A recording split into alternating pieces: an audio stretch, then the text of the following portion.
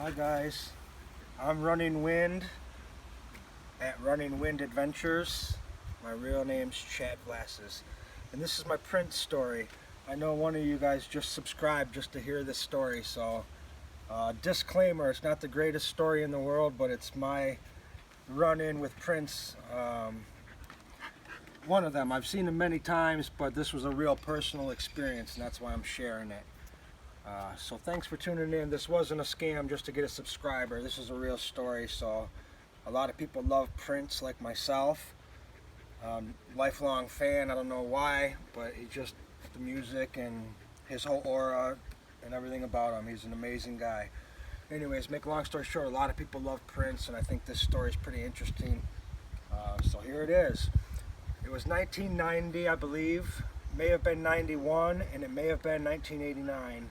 May have been even 92. I know it was in the early 90s. I was living in Hollywood, California, right off of Sunset Strip. Sunset and Poinsettia. They call it Rock and Roll Ralph's. There's a Ralph's there, Ralph's grocery store if you don't know that. And then they call it Rock and Roll Ralph's because all the stars go there and musicians. And I've seen a shit ton of people there, excuse my language. Anyways, so I'm living with my cousin Mike, and he has a girlfriend who is Cher, the singer's personal secretary. And so he got all the information on concerts and great venues in LA. He got the heads up because Cher is like, you know, a star herself, so she got all the information, passed it on, and blah blah blah. So make a long story short, again, we knew all the cool things happening.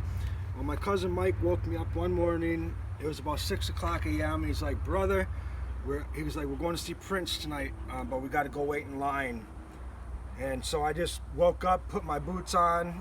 I'm from Michigan, and I'd only been there a while, so I still had my Michigan style. I was by far not an LA person. So I had the old cowboy boots they're not cowboy boots, they were like hiking boots with the red laces. I don't know, there was style back in the 90s. I had those with jogging pants and a t-shirt, and we got out of bed and rolled down to downtown LA to get the tickets. And so there was like 3 or 4 people in line when we got there. We got there pretty early. And so we're in line for a little while, and people start to show up pretty quickly at that point. And actually quite an overwhelming amount of people started to show up. And then somebody came while we were in line and said the rules have changed. What the plan was is we were supposed to wait in line, get the ticket, go home, and then come back to the venue at 9 o'clock, 8 or 9 or something like that. But somebody came around and said, if you're in line, you're staying in line, that's it. You're here for the day, through the night, and blah, blah, blah. This is it. You can't leave. No exits. And everybody's like, what the heck? I was in my morning clothes. You know, same with everybody there, basically. No one was all ready for the show or whatever.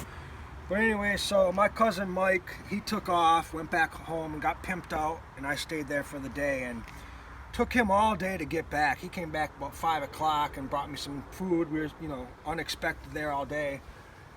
So finally, he comes back, and it's almost showtime, and we get in, or it is showtime, and we get in. And this is a club called Glam Slam, and it was his premiere for the club, so he wasn't having a concert, he was just promoting his club. And so he had a little venue for that, but it wasn't a tour or anything like that. This was just him playing to promote his new club, and that's what he did.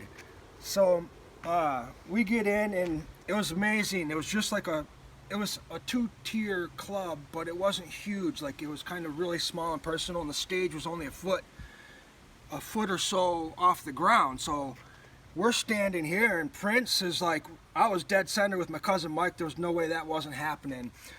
So we were right center stage, like right with Prince, man. He was like right there. It was no like gate or anything. It was just a personal thing. And he played for quite a few hours. There were stars everywhere. I'm not going to say a single name, but this was a star-studded event.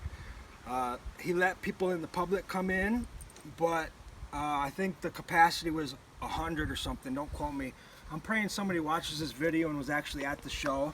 It was a super small venue. I would say 50 people from the public, maybe 100 people he let in, and then whoever the VIPs, all the stars were there.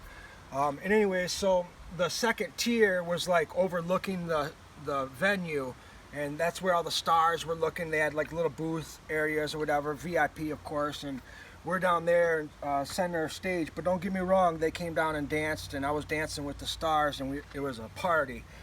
But I just want to say, man, the whole concert, Prince was high-fiving me like this. He dove on me and my cousin, and we're, true story, we were holding him up like this, you know, walking like a stage dive. We didn't go all the way with it, and he just kind of went back up. And my cousin Mike's a bodybuilder, so this dude's like this. He showed up at the event all pimped out, and he's a real ladies' man. I was a kid. I was barely 21, I think. I'm 50 now, so... And anyways, we partied all night with them. After the show, they had food. They let everybody, you know, free, like, buffet. Of course, it was, I don't know. It was just an amazing story. But that was it. That is my story. I kind of summed it up kind of quick, but more or less, we got in. I rock and rolled the place, looking like a bum the whole night. And that was the other part of it. He had, like, one song that would be just him with... his guitar. The next song he would have somebody come out and play the horn section. Then he brought out dancers for his new album, or one of the albums, maybe it was the last album, but the twins, I don't know, whoever knows, they're two twin musician dancers. He had them in one of his albums on a lot of the songs, but they were there. Yeah, so for me, coming from Michigan, going to such a personal thing, but I've later seen Prince 3 or 4 times at big shows, and I've never gotten close enough to say, hey man, do you remember me or any of that, but I would guarantee he would have. But that's my story. Hope you liked it. Just kind of a quick personal thing. Take care. Thanks for subscribing.